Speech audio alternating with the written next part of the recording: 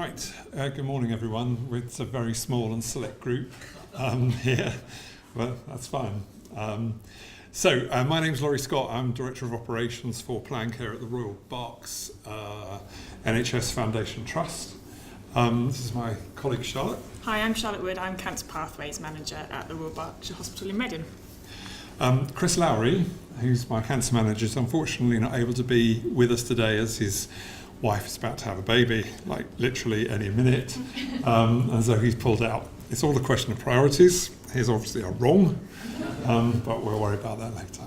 And Matt Noonan and Mika Langton work with us as improvement managers from NHS Improvement. Okay, so we had planned, and with a small group we'll definitely do this, to take questions as we go, so do please ask as we go along. However, our colleagues here with microphones do need to come to you if you are going to ask a question, not because of the volume, but because this session is being recorded. It's not being live streamed, but it's being recorded, and you won't be heard on the recording asking your question if you don't wait for the mic. Okay? So, let's go.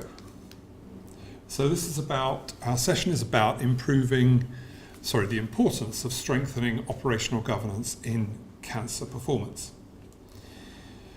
So just a bit of introduction first of all to talk about what actually we're going to be covering. So where are we, where were we, and where are we? The support that we got from the IST and the improvements that we made as a result of our cancer operations meeting, which I'm going to be talking about in detail, MDT tracking, our PTL meeting, and cancer training. So the background here then is that we were failing pretty badly in our cancer standards. We had been failing since December 2014 on the 62-day standard, and it was March 2015 last time we had met the 2-week wait standard. So we were in a pretty bad place and had been for some time. We had huge numbers of patients on our PTL. And we also had a lot of interim managers. We went through a kind of 2-year period where we had a high turnover of managers. And so we had some good people, but lack of consistent leadership in cancer. Turnover in the cancer team as well, which also didn't help. And we had a lot of new staff, a lot of inexperienced staff. We had a big issue in dermatology, which I don't think is uncommon in terms of a shortage of consultants. Our 2-week wait performance in dermatology was so bad that it dropped below 10% at one point. So it was grim. And then we had what's called the CATs. We introduced clinical admin teams, which is moving away from central booking into putting administration teams around specialties. And that caused an awful lot of kind of all the issues that fall out from restructure. And the final thing about acceptance is about the fact that it was kind of accepted that we couldn't do it. And that the target was so far away that we simply, it kind of accepted that we were where we are. So the IST helped us and were very supportive, and principally got involved in a demand and capacity review, particularly of first outpatient appointments, diagnostics and inpatient waits, and gave us a lot of advice, particularly about the PTL meeting, in terms of, I'm sure you all know what PTL meeting is, I hope you do, patient tracking list, and about who should be there, the format, expectations. We didn't have that particularly well organised. And also a lot of work on training and support on the content and delivery of the training that we were providing. So the turning point came in a bit of a crisis, in all honesty. So we'd done the demand and capacity work. We knew what capacity we needed. We'd quantified our gap and we were trying to implement that. And our expectation was that the 2-week wait performance would be sorted in time for Q1 2016, in other words, last June. The reality was that at the end of April, we had 268 breaches and the entire quarter's tolerance was gone before the end of the first month. That was the kind of turning point, kind of crisis that actually meant that we realised we had to do something completely different. We'd also, in the background, agreed an ambitious but realistic goal of making sure that we had passed 62 days by the end of quarter 3. So obviously that's December.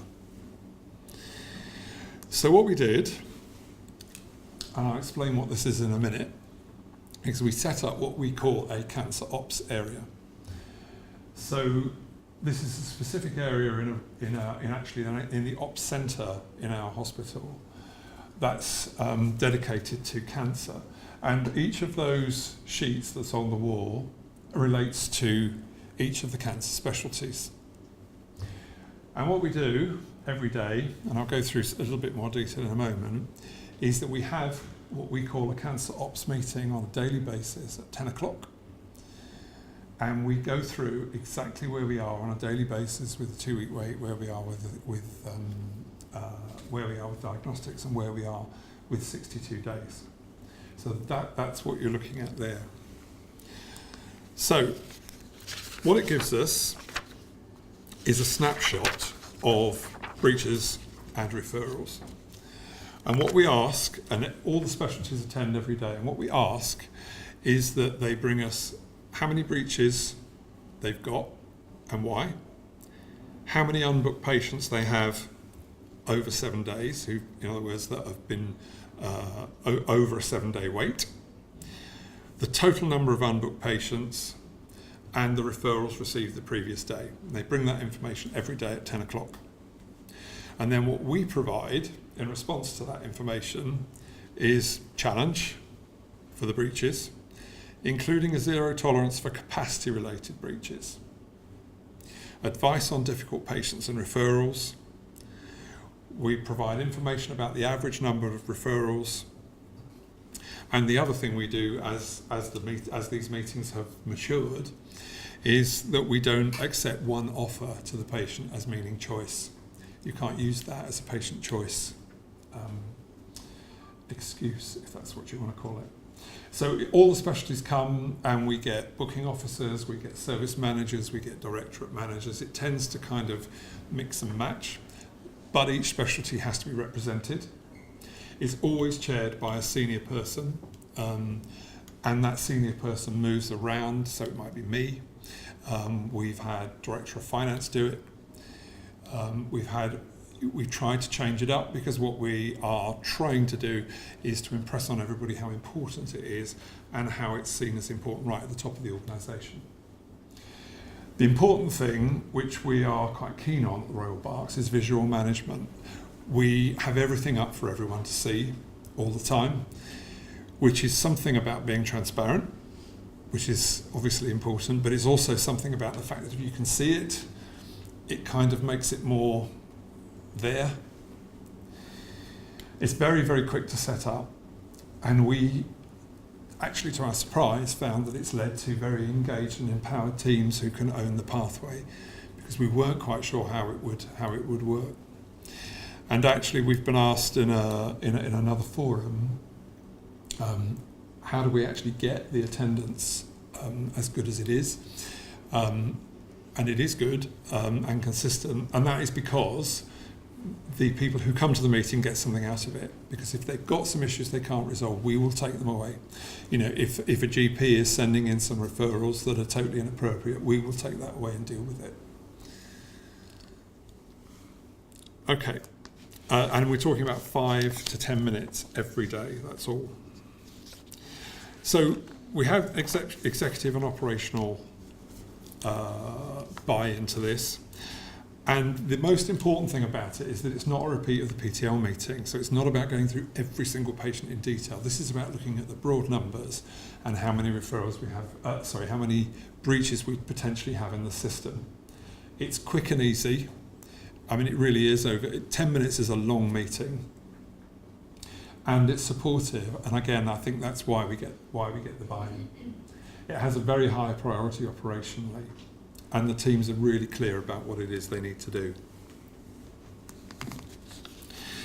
So maintenance, as I said, still very quick, active participation, supportive, challenging feedback, patient-focused. I mean, one of the things that we talk about constantly is we try, obviously the standards are important, but what we try to do is make it about the fact that patients deserve to be seen within a reasonable time frame. And that kind of is the thrust of the meeting, rather than about the standards in themselves, which obviously we've got an eye to. But the important thing is patients not waiting too long.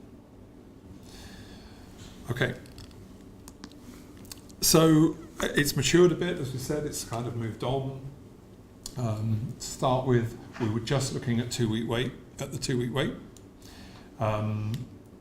We led the meeting by the chairperson being told, so the chairperson would be told, right, I've got 2 breaches, and would write it up on the wall. Service managers and their deputies came along. We also asked for the next available appointment. So if you were a cancer patient, what was the next available appointment? But that just got too messy and cumbersome, so we stopped doing that. And we've kind of eased off a bit on the variation of the chairperson. As I say, we were using all sorts of senior people in the trust to chair it. It's tended to become more specific people doing it.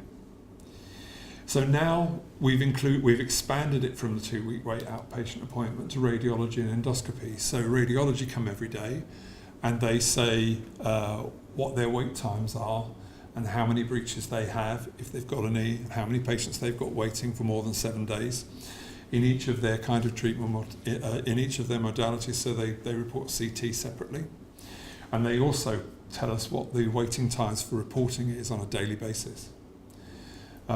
Waits for endoscopy come every day, and we also have the current approximate wait time for within the 2 weeks for an endoscopy appointment if you're a cancer patient. So we have that stage of the pathway too. The booking officers all come with support, and we have a note of the average referrals every day. We have a treatment dating sheet. We know what the median weights are, so all the information is up there that we need. We've also, the treatment dating sheet now is an extra sheet that we have, which has got all patients on a 62-day pathway who are either going to breach or have been booked into a breach position. And they all go on that sheet, and they're not allowed to actually breach unless we make a decision in the meeting that that's what will have to happen, because there's no alternative. So a patient does not get booked as a breach unless we've agreed in the first place. And again, all of that is very visible. The good thing about the visibility thing is that anyone can go in there at any time and see where we are. So an exec can pop in there if they want to, the cancer team can pop in, and they can see exactly where we are every day. And the most out of date it will ever be is 24 hours. Okay, informed choice. Now, this is this whole business about patients who are willing to come into the hospital for an appointment within 2 weeks, which of course can be an issue. So we recognise that a high number of our breaches were due to patient choice. And again, we've outlawed this business about the fact that making a patient one-off counts as choice. That's not really choice. So we recognised also that GPs were not always having the suspected cancer conversation. They weren't actually telling the patient why they were being referred. So with input from stakeholders, which is GPs, our own clinical teams, and patient representatives, we agreed a script which all our teams use. That is in all the booking officers, it's used in diagnostics, radiology and endoscopy. And we say to a patient, if a patient is not willing to come in within 2 weeks, we say, your GP has referred you very urgently to exclude a potentially serious issue such as cancer. We strongly advise you to accept this appointment. And as you can see, our 2-week wait choice breaches moved from 88 to 39 in the space of a month, because it definitely works. What we also do, and our teams, as you can imagine, are very hot on this, is we now know on a daily basis if a patient hasn't been told why they've been referred, because they bring it to the morning meeting and then we take it back to the GP surgery every time it happens, and so it's happening on fewer and fewer occasions now. And we continue to have fairly low patient choice breaches. In fact, the only specialty really where we continue to see any kind of volume in patient choice breaches is dermatology. I don't really know why that is, but we do still get a bit of that. So obviously we were in danger of potentially causing distress to patients. So as part of our patients who hadn't heard the word before, so we have a CNS available to speak to a patient in the event. It's a clinical nurse cancer nurse specialist available to speak to the patient if the patient becomes distressed by being told that. We always ask the patient to go back to their GP and discuss it with them. And in the entire time we've been doing this, which is about a year now, we've only had one complaint. And that's partly about the fact that it's fallen away to some extent, because we go straight back to a GP where we know the patient hasn't been told. Okay, so I'm going to hand over to Charlotte now. Okay, so once we had looked at our 2-week rate process, we then focused our attention on what we can do to improve our overall 62-day performance. And the first thing we looked at was patient tracking. So we had a meeting with our MDT coordinators. We sat down, and the first thing we asked them was what their priority was for their role. Their answer was the MDT meetings. Because they have such strict deadlines set out for them, their tracking would always be fitted in around these deadlines. So straight away we realised we knew we had to shift the focus onto tracking to be their main priority in their role. One of the main obstacles the coordinators identified was they struggled to track every day. So we asked them, when you say track, what do you mean? Most of the answers were every patient, top to bottom, every day. Well, that's impossible with 200 patients on an active patient list.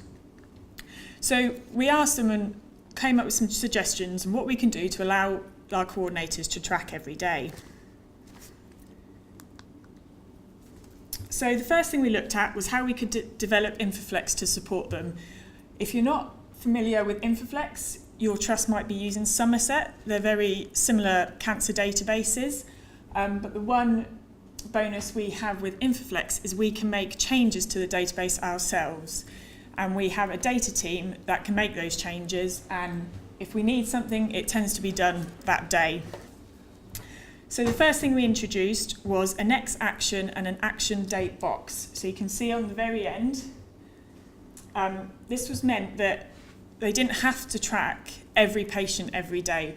They could just look at what the next action was and when the date was, and they could pick out the patients that they wanted to track that day. We also colour-coded the next action box. The red is if the action is over a week in the past, and our coordinators know that there's no reds allowed on their database. And the box turns yellow the day after the action date. We've also created separate work lists on our InterFlex system. In here in the top corner, you can separate into much more workable chunks. So for example, if they only had an hour between meetings to do some tracking, rather than look at all patients on the active patient list, they could select a few. So they could either select diagnosed patients, patients with next actions in the past, or patients that have no action date, tends to be the new patients that have recently been referred in. This allows for much more quicker tracking, and straight away this made a huge difference to our coordinators. We also standardised the comments in the next action box, so it meant as a manager I could go into these work lists and see straight away what that patient was having. And we also created more of a structure with our tracking comments, because we had quite a variation of what people would put in the comments, and it was always quite hard to kind of see what was going on. So we standardised them and had a structure to each comment. So overall this allowed the coordinators to prioritise their tracking, and it provided a much more up-to-date view of the patient and allowed a lot of actions to be completed earlier in the pathway. Another thing with the tracking we created, and this is really simple, really easy, we put a whiteboard up in the MDT coordinator's room, and we asked them any patient that's going to breach that month, put up on the board. So as you can see, it's just handwritten, separated into each month, and the coordinator, when they know that patient's in a breaching position, will put it up in the board. They would have already been on the board up in our operational meeting. These are the patients that we can't do anything about. So straight away we know what our position for the month's going to be. It's really helped to our predictions for our performance to be a lot more accurate.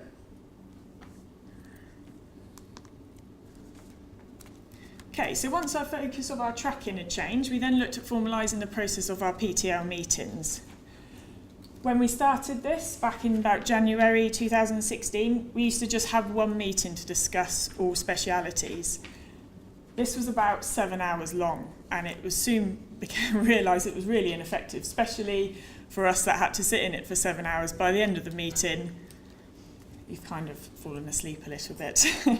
So first thing we did, we separated them into 2 separate meetings. So we now have 2 meetings a week, about 2 to 3 hours long, so they're much more manageable. We tried to only discuss patients we felt really needed an action or patients we were really worried about. But we soon realised that we couldn't anticipate the next steps for these patients, and there was always a risk that we'd miss someone. So now we discuss every patient that's on the active pathway. This is where the next action box and the date boxes come really useful. It means we can skip through the PTL and we can see when their actions are. If we need to discuss a patient further, we'll then look at their comments. But the action box gives a clear idea of what the next action is for a patient. It was chaired by the Director of Ops due to the importance of the improvement we needed, but now this is being taken over by a member of the cancer management team. It's attended by a wide variety of staff from each speciality, from directorate managers down to waiting list officers. They all have access to our PTL and are expected to attend with all their actions completed. They will then pick up the actions from PTL meeting and are expected to complete this within 48 hours. If they're not completed within 48 hours, they then get chased.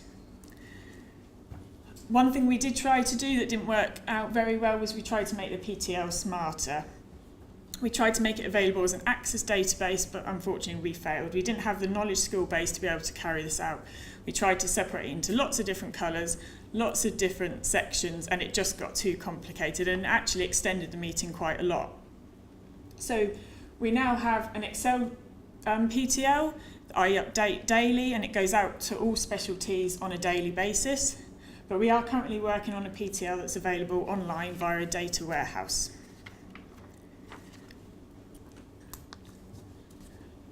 So as you can see from the graph, this is a PTL distribution from January and July 2016 and to April 2017. So in January 2016, before we focused on our change in our tracking, the majority of our patients on the PTL sat between days 29 and 62. Now we've really cleaned up the PTL, the majority of our patients now sit on day 0 to 14, which is where we want them to be. So it just shows that any patient that doesn't need to be on the cancer pathway is removed a lot quicker, and it really allows us to focus on the patient that needs an action.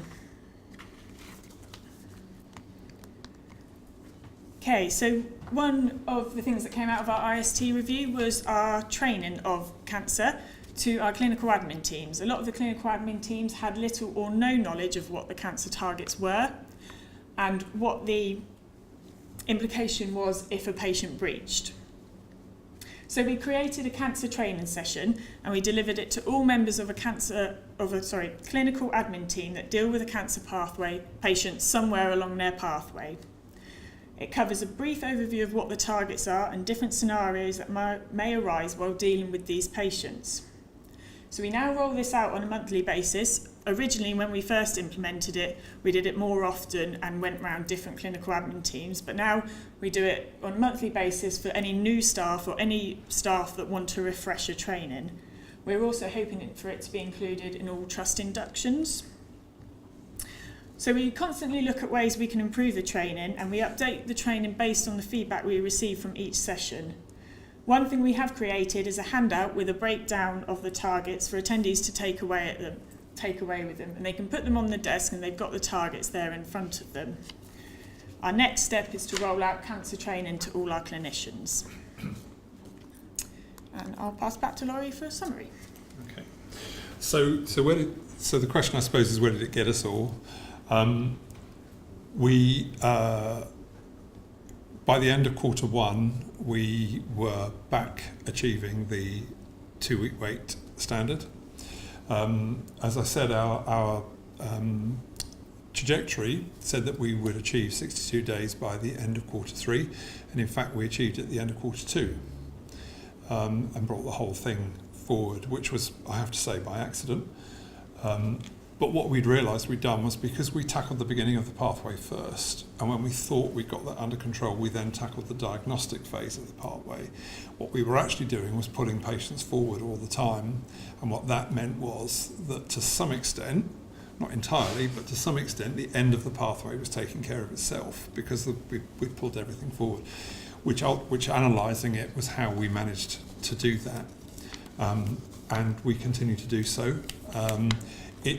That doesn't mean we've solved the problem completely, because anyone managing cancer will tell you that hitting these standards is difficult, really, really difficult, because there are so many variables, so many things going on, and it's a patient thing. It's a patient-focused thing. It's about how long patients are waiting for treatment, and patients need to make choices along the way, which we all know.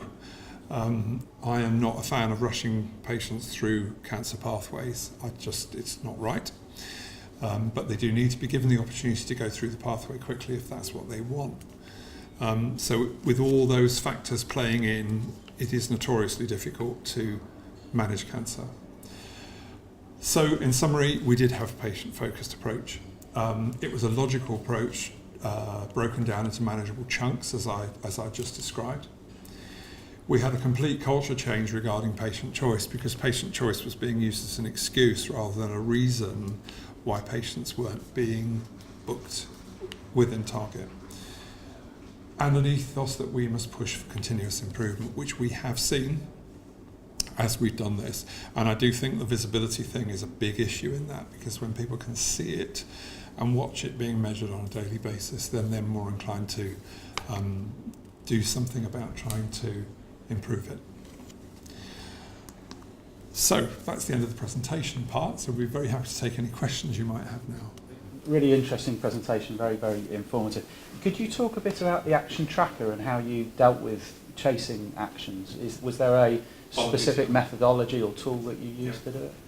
What, for the actual action? Yeah, so you mentioned that they had to get back to you within obviously 48 hours, but was that something that was created through a workflow or? So we created an escalation policy within the trust that goes from the MDT coordinators, and it goes escalation level by level, and we tend to do 48 hours per level. If you don't receive a response, or the response isn't the one we need or want, it then gets escalated up to the next level, and it goes right up to Laurie's level and Mary our coup if needed. So it was all agreed by everyone. We discussed it with all the different surgical areas or directorates, and it was all agreed. And it's an understanding we have that, because part of the problem for the MDT coordinators was when they chased, they felt they were putting blame on people, and I think before a lot of this training happened, I think that's what the clinical admin teams felt as well, that they keep chasing me, we keep asking us to do this, we can't do it. So having this in place, it knows it's not a blame game by anyone. If say radiology turn around to my coordinators and say we can't bring that CT scan forward, we'll then take it up to the next level, and it's not because we don't trust that the booking officer can't do it, it's just that we need that next level to maybe find that capacity to do that. You haven't mentioned, I don't think, about inter-provider transfers and the extent to which they impact on you, either you referring on or them referring in. And, I've worked in a number of systems where they've had different fixes for it, but whether or not you've got anything new to add to it. So we're a trust that has both. So we receive and we pass on to, we work with Wexham, pass on to us, and we pass on to Oxford mainly. I would say that's definitely something that is not fixed, and we work quite closely with our regional trusts, and we've actually come up with a kind of transfer policy ourselves about how we try to do it, and we've come up with a pro forma we use and what's required for each patient. It's a struggle, and I think It is, and it's funny. It's interesting you raise it because it's the thing that we're looking at now. Because obviously it's, as Charlotte says, we're on the receiving end of this as well as on the giving end, as it were. What we're trying to do is to get. I think there is. You can't quote me on this. I'm not sure, but I think there is some kind of national policy that's going to be or is being talked about actually, if you refer a patient beyond, say, day 38, you have to take the whole breech instead of half a breech, and we're trying to get that in locally because it does. We're actually shadowing that because it was obviously due to come in April and hasn't happened. But with our local trusts, we're all shadowing it and working out actually what a difference it does make to our pathways, and we're actually working quite a lot on pathways for all our specialities across, again, the region. We're working together on making a set pathway so we can all work to the same deadlines. Not so much of a question, but that was very impressive. There was an awful lot to like in there. The visual boards that you had on the wall, do you have? Could you include in the presentation just what is actually on those titles of each of those columns that you have on those visual boards that you've got? It's just not quite so easy to see from there. And the second one is, I'm fairly new in post, but I get the impression that we have significant issues along the whole cancer pathway. Do you take visitors? We do. Because the the easiest way to learn is to go and see how it's working. Yes, we do take visitors indeed. We've had visitors, and we're very pleased to take them. Yes. Thank you. What's your patient administration system, if you don't mind me asking? What, like our booking system? Yeah. EPR we use. Which one? Sorry. Cerner. Is it Cerner. Cerner. Cerner. Yeah. I think it's. I do think that one of the key things about taking it in chunks, which is what we did, is that it was the taking it in chunks thing that stopped people thinking that it couldn't be done, because they really did think it couldn't be done. You know, if you've got, I don't know, 35 breaches, 40 breaches, then 41's not going to make any difference, which was kind of where they all were. But yeah. And I would say the operational meeting daily has really, like the waiting list officers, has really improved their knowledge of cancer, and they want to come to the meetings and they don't want to put up breaches. And at the beginning it became a bit of a competition about, oh no, I don't want to put up 5 breaches when everyone else is putting up 0. So the culture change of cancer in our trusts really changed, I think, from it being a cancer department's problem and they're the ones that have to sort it, to it becoming a trust-wide and everyone taking responsibility for their own specialties. Yes. I just wanted to know, in terms of your role, how freed up you were to do all of this, or was this something that, because you did it in chunks, it was manageable within the remit of your role? I think because of the chunks, it was quite manageable. So the ops meeting actually didn't take very long to set up. It's really, easy. Those whiteboards are just ones you can stick up on the board, and just a bit of planning what we actually wanted and what. But it has evolved massively with the diagnostics, and the reporting time for the radiology only came in 4 weeks ago because it was in our PTLs and our coordinators were going, our CT report's taking 8 days. And we'd go to radiology and they'd be like, oh no, it's not that, shouldn't be that long. And we asked them to bring the numbers, and it took them a couple of days to work out how they could find the numbers, and actually realising that I think they did realise, actually there's a bit of a problem here. And straight away, for the last week or so, the reporting's gone down to 1 or 2 days. And I think without us identifying that, they didn't really realise that there was an issue there. No. And with endoscopy, I ran a weekly meeting with the endoscopy team to look at how they were managing their booking, how they were managing their waiting list, and look at all the challenges they'd got, which weren't just about booking, but right across the entire endoscopy service. And we had, it's a bit indelicate, but the Royal Berks, we call it a vomit session. So they got there and they put it all out on the table, and then we sifted through it all and we sorted it out. and it led to a significant shortening in cancer wait times for endoscopy patients because we made quite a few productivity gains in sorting out some of their issues. So again, that was another chunk of work. So it wasn't any one of us that was kind of had the burden of trying to solve it. We'd spread it quite well, and Chris, who's our actual cancer manager, he obviously was doing something too. So it did not feel like a burden to me anyway. No, definitely not. No.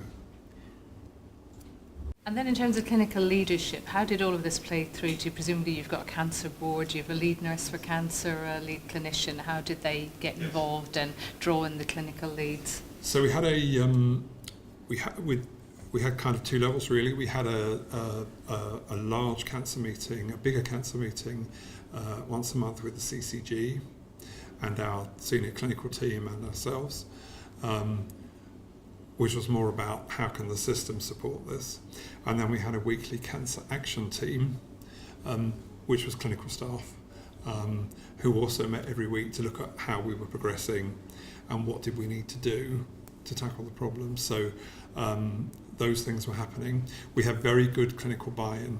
And in some respects that's what helped us, because we had that right from the off, because the ethos amongst the clinicians was the patients are waiting too long for treatment. That was their thinking, and so it was quite easy to, because we were kind of giving them what they wanted, so the clinical engagement thing wasn't a problem at all. Okay, I've just been shown the time up sign. Thank you. Thank you.